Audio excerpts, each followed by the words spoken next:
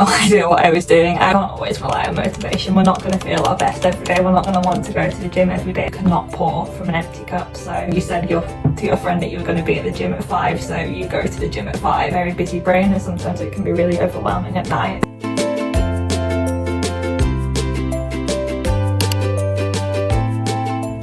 Hey guys, welcome back to my channel. I'm Daisy if you're new here. I have gone through my own whirlwind of a health and fitness journey over the last, 6 years, I would say, since sort of overcoming my eating disorder with a background of dancing, running, and roughly getting into sort of some form of gym training. But there are so many things that I wish I would have known when I first got started, and there are many things that I probably overcomplicated. So I wanted to share my top 6 tips really that were probably the biggest game changers on my health and fitness journey. So number 1, if you know me, probably would have guessed it, would be having a good morning routine. If you can make your mornings a sacred and sort of protected time for you, then that's probably going to put you in the biggest step to sort of having a productive day, to put you in the right mindset for the day. Even if that means waking up sort of earlier than you normally would, having that time to get your head and your mind clear is probably one of the biggest things that helped me on my journey, and sort of to be able to do what I do and be as productive as I am. Make your to-do list in the morning, map your days out, make your morning something that you really look forward to, whether that be going to the gym and getting that movement in, sort of having a nice coffee, having a good breakfast that you sort of look forward to having.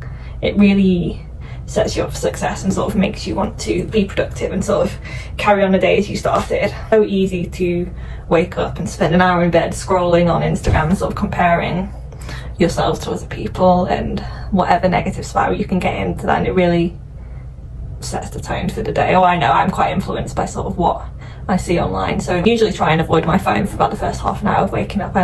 I'm someone who sort of, my alarm goes off and I'm up straight away. So granted, that doesn't work for everyone, but for me, I am a get up and go type of girl. So for me, I'm a massive believer that having a productive morning really sets you up for success for the day. And my second biggest tip would be having a consistent fitness routine. So my background in sort of health and fitness was, I probably was a dancer from the age of 3 up until the age of 15, when I sort of got unwell, but then I sort of went into running, and then I probably stepped foot in the gym was actually my first year at uni, and I had no idea what I was doing. I would just go in and do little bits on all the equipment, and I probably could be a lot further in my fitness journey if I'd have sort of known these things back when I first started. So my biggest piece of advice would be get a PT, get a coach, follow the structured program. I'd say I've made the most progress in my whole sort of fitness journey within the last 2 years, and that has been because I've been following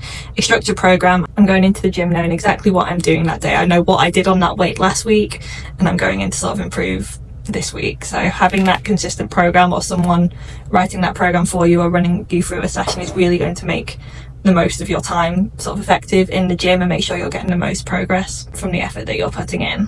I know we hear the term progressive overload time and time again, but it's honestly the most important thing when you're following a structured program. This basically means that you're increasing the intensity of that exercise over time, whether that be increasing the weight, whether that be increasing the sets and reps, or reducing your rest times in between. As long as you're sort of increasing the intensity from that session from the week before and just ensuring that you're not plateauing, as long as you consistently stick to this, there is no reason that you will not be making progress in the gym towards your goals. Number 3, and something that I think is massively overlooked, is your daily step count. Walking more and having a daily step count goal is one of those fundamentals that everyone should be doing, and so good for overall health, not just if you're on a weight loss journey, but it's something everyone should be doing every single day. If anything, for your mental clarity. I know for me, if I'm sat by a desk for too long, or I've been stuck in the hospital all day, just going for a 10-minute walk on a break or at the end of the day just really clears my head and sort of gives me a little bit of a reset and makes me feel less claustrophobic or pent up. If you are in a weight loss or a fat loss journey, then increasing your daily step count or your daily expenditure through that means is one of the easiest methods and the most sustainable way to go about reaching that goal. It's low impact, it's easy, you don't need any equipment, and it's just something that everyone should be doing. It's so easy to do. Stick your headphones in, listen to some music, stick on a podcast. You can even get walk pads nowadays. I know I have one at home. I stick it in front of the TV. I watch a 30-40 minute episode of something and the time just goes by. It helps your energy levels, it helps your creativity, your energy you'll find will probably be higher throughout the day. It's all well and good going to the gym for an hour or two a day, but if you're quite sedentary for the rest of the day, then you're really going to be limiting your progress. My fourth tip would be prioritizing a high protein diet. Typically, we want to be aiming for 1 gram of protein per pound of body weight. Protein is one of the most satiating macronutrients, meaning that it's going to keep you full for longer. Those steady release of energy throughout the day, you're going to be allowing your muscles to recover from the work that you have been putting in the gym and encouraging any recovery towards the goals that you have set, whether that's weight loss or muscle gain. You really want to be incorporating high protein and high carbs into your diet. And I know we've all heard it all before, you really can't out-train a bad diet. So if you're putting the work in the gym, you really do not want to be slacking in the kitchen and what you're putting in your body afterwards, because you could be massively halting your progress. You really want to be fueling yourself properly to allow your body to work to its full potential and towards any goals that you have set out for yourself. And this doesn't mean slamming protein bars, protein powders, all these high protein sort of supplements that supermarkets are coming out with now. They are a great tool for topping up protein if you are struggling, but the majority of your protein really should be coming from whole foods, so meat, eggs, dairy, stuff like that is going to be so much more satiating and good for your body. Try and focus on high fiber foods. They're going to keep you full for longer, help massively with gut health alongside healthy fats and proteins, and anti-inflammatory foods over high processed foods. Number 5 would be get enough sleep. I'm so guilty of this. I'm a shift worker, I'm a busy girl, and I can sometimes be getting 5 to 6 hours sleep a night, and I know that is not enough. So it's something I'm really making an effort to prioritize sort of going forward in my fitness journey, and tell you now, it makes so much more difference in my recovery and in the amount of energy and sort of my mood throughout the day, and in turn I'm going to be putting that into a better session and making more progress in that regard. Your rest days and your sleep are just as important as the gym sessions and your training days, so really focus on having sort of a good sleep hygiene. I know I spoke about the morning routine, but having that protected time at night as well, so useful, whether that be sort of putting your phone away an hour before going to sleep, having a decaf tea or a hot chocolate, reading your book, candles, skincare, sort of whatever you want to do to sort of take that time to wind down and sort of get good sleep hygiene to allow your body to rest. Do it. I like to opt to do a sort of brain dump at the end of the day, because I have so many different disciplines going on, whether that be sort of the nursing, the coaching, the planning content, sort of social life, my partner, family, friends, all of that stuff. I can get a very busy brain, and sometimes it can be really overwhelming at night, so I like to opt to do a brain dump at the end of the night, and just anything that is still going on in my head, I either write down or put in the notes app on my phone, and it can be a tomorrow problem. It just allows me to switch off, let my brain chill out a little bit so I can sleep. You cannot pour from an empty cup, so get your rest, get your sleep. It'll hinder your progress more if you're tired and you're not able to put that effort into your sessions and allow your body to recover. And my 6th and final point is accountability.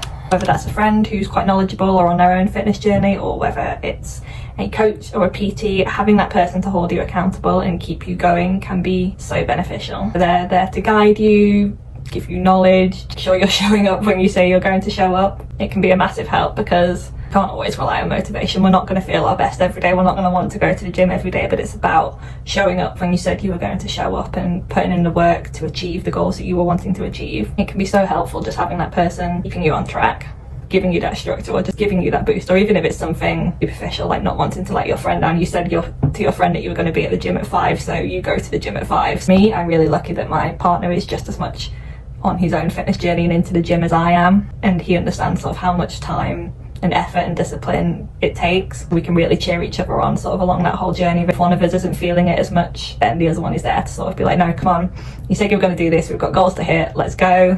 And that is what a coach is for, and that is what I try and do for my clients. I like to be their biggest cheerleader, and if there's days that they're struggling, I like to be encouraging. I like to sort of just remind them of why we're doing this in the first place and just sort of give them that boost. Right, I could probably go on and on and on about all the tips and stuff, but that would be a very long video, and I would like to do a Q&A, so do make sure you're following my Instagram. I'm going to put a question box up there at some point, hopefully over the next week, where I'd like to go into depth about more of these topics and just be a bit more chatty and sort of see what you guys want to know. But I hope these have helped, and I know deep down most of you probably know these tips anyway. Sometimes you just need to hear it from someone else, or hear that it has worked for someone else. My biggest advice would really be just start. Like, what's the worst that could happen? What's the worst that could go wrong?